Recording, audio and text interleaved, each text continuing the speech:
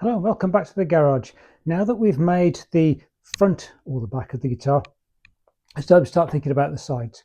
Now the sides come next because I want to put the front or the back, whatever I've made, onto it to hold it steady before I make the second one.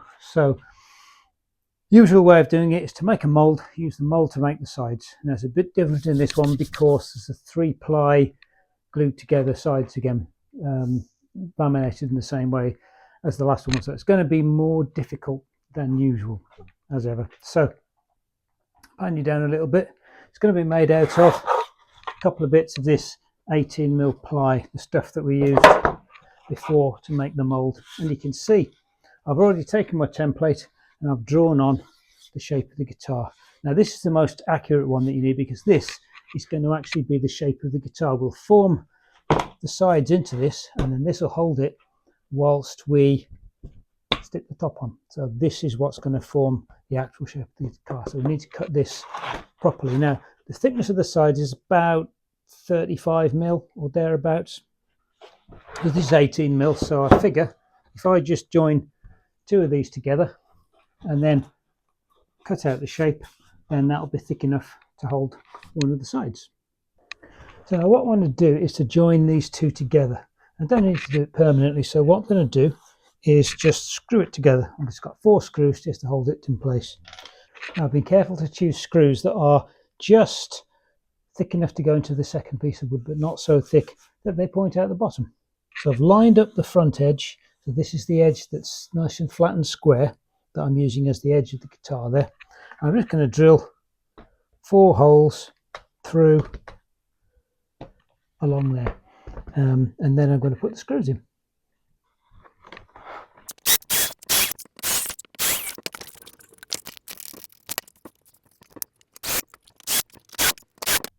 Now the next thing I want to do is to start cutting it out. So I've got the thick piece of wood now. That's pretty secure. I've got the picture drawn on. So what I want to do is take my bandsaw, then cut around the edges. Now for a normal guitar, I would just cut it out just away from the line, and then I would use sanding discs and things to bring it down to the line. Now this time it's a little bit different because this is quite a complex shape. So I want to be able to keep this side to use as the other half of the mould, if you like.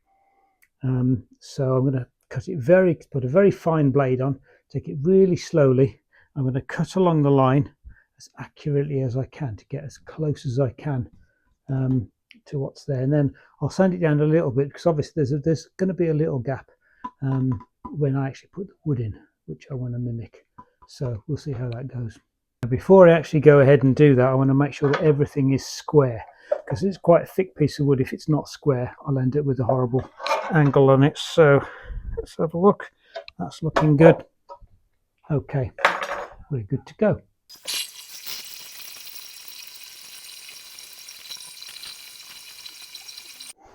Notice that I stopped there.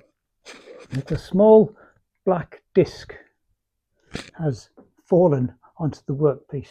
Now I have to figure out where that small black disc has come from. It feels like a washer.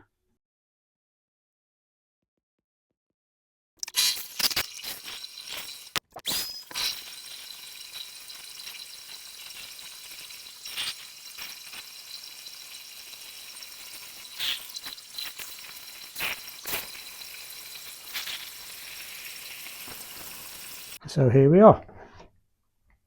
One inner part and one outer part. So now that this is cut out, really we're not quite up to the edges. I've cut as close as I can. It just needs sanding around the edges. Now to do that, ideally you would use a bobbin sander, but I haven't got one of those. So I've discovered these things you can get from, well, Screwfix. Goes into a screwdriver. It's got like a sanding drum on it. And individually they're not that useful because you put them on a drill, it'll be all over the place. However, what you can do, put them onto a pillar drill like this, and then a piece of wood with a hole in it, clamp the piece of wood onto there so that the sander is just touching it, and there you go, you've got yourself a sander. And you can take this and you can sand it. You can see I've also got some dust extraction set up here, so essentially a hoover pointing at it to try and take away some of the dust, and I'll wear a mask as well.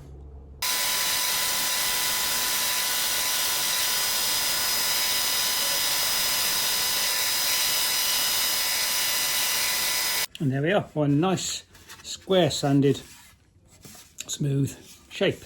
Now I need to do the same to the other side as well, because obviously they're going to fit together. Now the other thing I'm going to need to do, of course, is to allow for the gap. So this has actually got to be a little bit loose. So what I'm going to do is get a bit of the 3-ply that's going to be part of the sides, and I'm going to jam it in here to give me an idea of how much I need to take off all the way around until I get a nice fit. So now, in order to help me, what I've done is I've set a compass to the exact, so I've got the 3-ply that's going to form the sides here. I've set a compass to that exact thickness, and now what I can do is simply go around here with my compass and run this pointy end down the side here, and I can draw a line just on the inside of there, which is exactly how much I need to take off. Oops. And there we are. So I can take that off now, and the theory is that this will fit exactly in the gap. So now then, this mould is almost finished.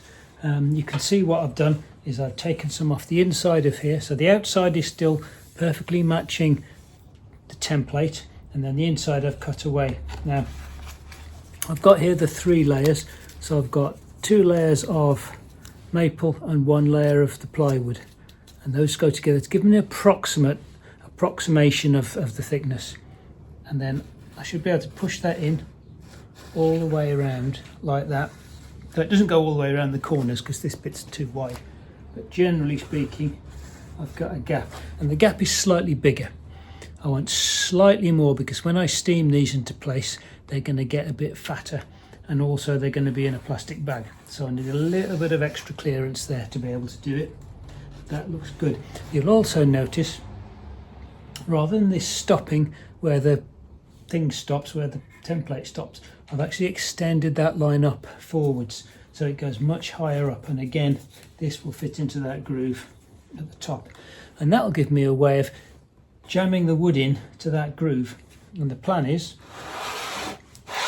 I'll get the wood, I'll steam it in the bag, and it'll be this kind of height. I'll stick it in there so that it's sticking out, and then we can come along with this, and this will then act as a bender, and I'll push that in. It will push the wood into this gap, and as it does so it'll also push this in, and this will be jammed in so it won't be able to move, and eventually I'll get to here. I can then strap that in place, leave it to cool, and we should have a shape. The only issue I think is whether the plywood will make it or whether the plywood will snap around these tight curves. That's to find out next. So that's it for this episode. Got the mould, and now for the exciting bit, which is to actually bend the wood around it without snapping it. So that is the exciting thing we're going to do at the beginning of the next episode. Hope that was useful, hope that was interesting. Don't forget to press subscribe. Maybe I'll see you next time.